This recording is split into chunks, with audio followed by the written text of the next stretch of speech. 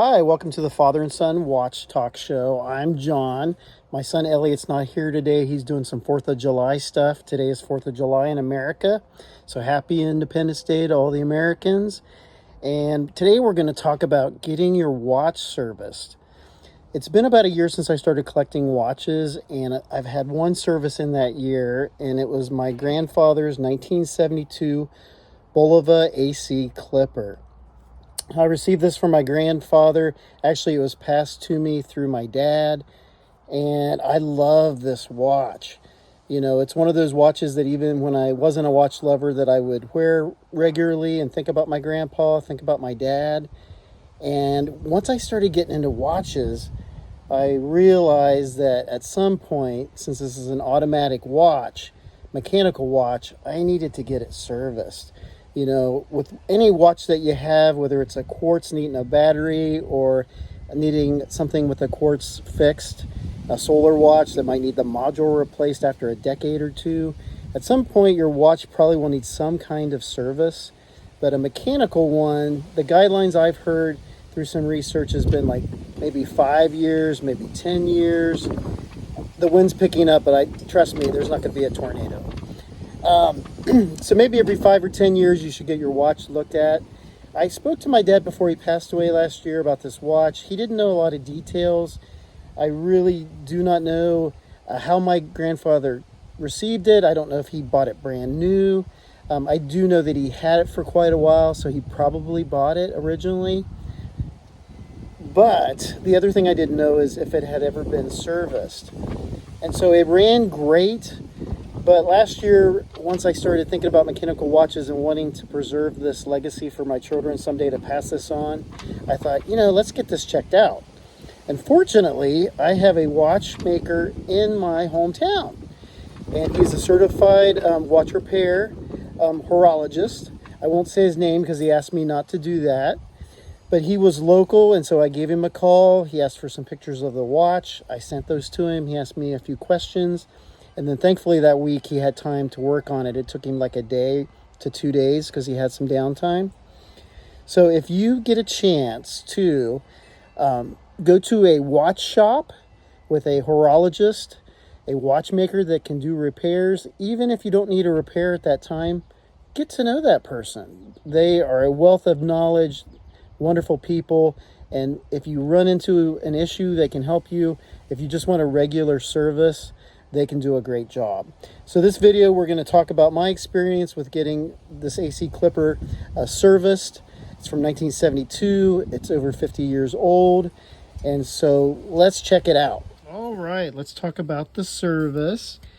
He went ahead and lubricated the watch, adjusted it to cost specification, cost standards, which is a horology certification.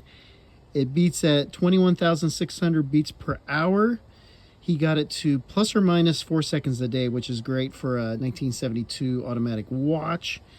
After the service, he said it would probably be good for another 10 years, which is great. He replaced all the gaskets. He replaced the gaskets around the crystal, around the stem, and around the back cover. This is great for keeping it water resistant. It is water resistant. He tested it to 20 meters, which, I will never get this wet in the swimming pool or shower. The most water it'll see is maybe the rain or washing my hands. But he did test it for me, so I have that reassurance and security on that. He reset the stem. He cleaned the stem. He polished the case, which is kind of controversial for some people. As you can see on here, there are some scratches left. I was a newbie to watch collecting, and I did not realize that you probably should talk about that with the watchmaker before he takes your watch for service. Some people fall on the side of wanting it totally polished, looking brand new. Other people want those scratches. They want to see the life of the watch, especially if it's a family watch like this one. They want to see those scratches in the watch.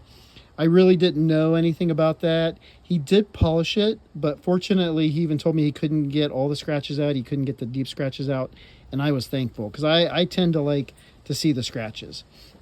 So he did kind of shine it up, but it still has a lot of those scratches from my grandfather's use. And he also cleaned the band that I had on it. I did replace it with a nice dark blue Vina or Vina Creations watch. I'll put the link in the description. It's an dark blue alligator, 22 millimeter strap. Looks great, matches kind of the dial. And he did clean the other band that I had on it. He put it in an ultrasonic bath to clean it and get all the junk off of it. He did that 3 times, 3 baths to get it cleaned. He showed me evidence of that you'll see at the end of the video. He worked on the rotor, getting it lubed and set, and he degassed the case. I'm not sure what that means. If you know what case degassing means, please put that in the comments and let me know.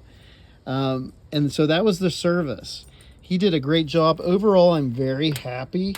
You know, like I said, I'm glad that I can see the personality and the use of my grandfather in the scratches, but I also kind of like that it's looks a little bit shinier and a little bit more flashy than it did. I do really appreciate the loving care he took with the watch. I'm glad that it was running good before, but I'm glad it runs even a little bit better now. So I'm very happy with my service experience. Please, if you've had a service on your watch, whether it's good, whether it's bad, hopefully good, please put that in the comments and let everybody know. All right. Well, I hope that everyone has a good idea of what a basic service could be. Of course, you know, there's all kinds of scenarios with a service. You know, your watch might have stopped working completely. The watchmaker might have to replace some parts. Fortunately for me, that wasn't the case. But, you know, it could be more expensive. It could be a little cheaper than what I had to pay. But if you have a vintage watch or a nice watch that, you know, means a lot to you, it's worth the investment. And it's also something that you got to think about when you are purchasing a watch, if it's mechanical or, you know, like I mentioned earlier about a quartz watch in some cases. But for a mechanical watch, part of the ownership is taking care of it, you know, replacing parts to it if you need to, like the crystal, getting it serviced so it runs and it's accurate, maintaining it. You know, that is a cost of a mechanical watch, so you have to think about that when you buy it.